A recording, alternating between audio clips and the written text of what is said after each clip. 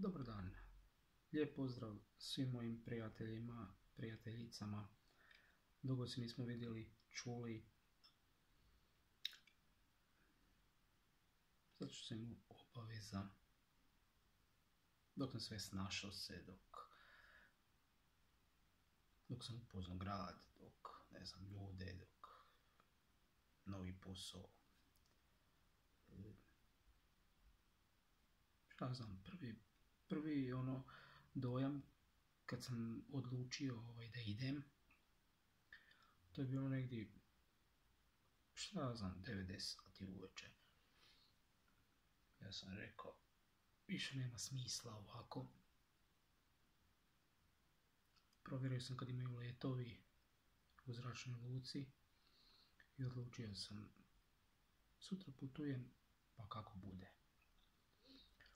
Vidim što sutra ujutru 9-10 sati spakao si kofer jedan, stvari, osobna prtljaka i to, uz dokumente.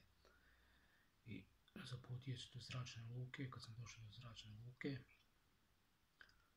više seo, popio kavu i to sve ok bilo. I kad smo ušli u avion, onda me neka trema uvatila. Nema nazad, avion poleće.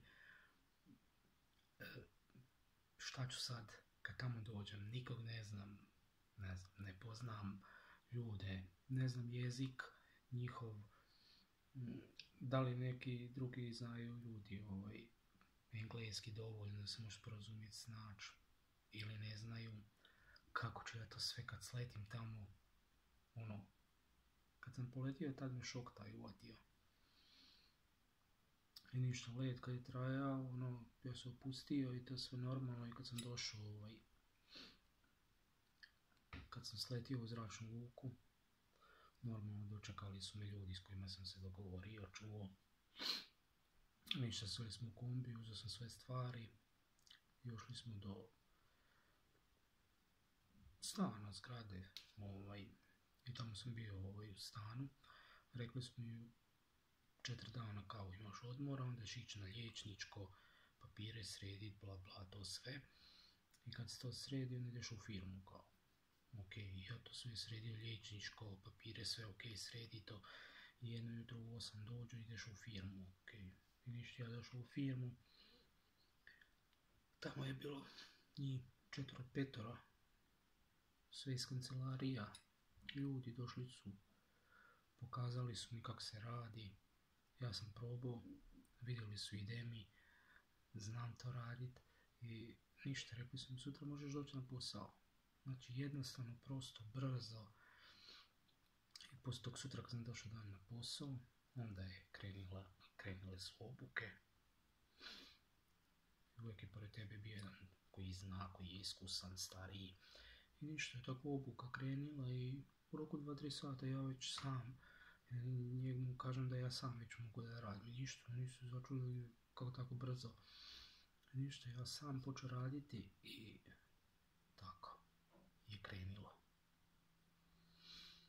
Kad je puno prvi mjesec, drugi, treći, kad je prošlo ta 3 mjeseca probnog roka, zvali me da dođem u kancelariju i ja došao.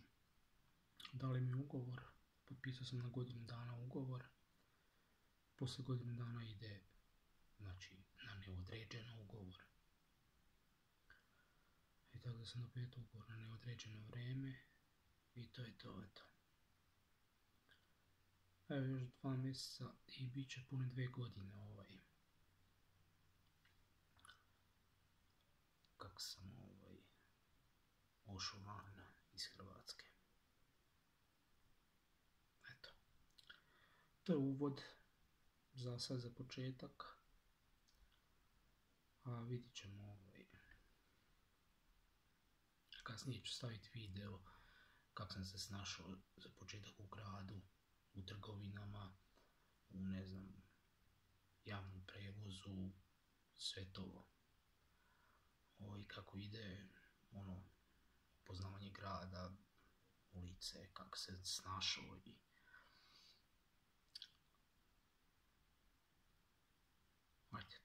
mene za sad. Ovo je samo uvod. Eto ekipa, budite mi pozdravljeni. Čujemo se uskoro i vidimo se. Eto, lijep pozdrav mojim prijateljima i prijateljicama i bye.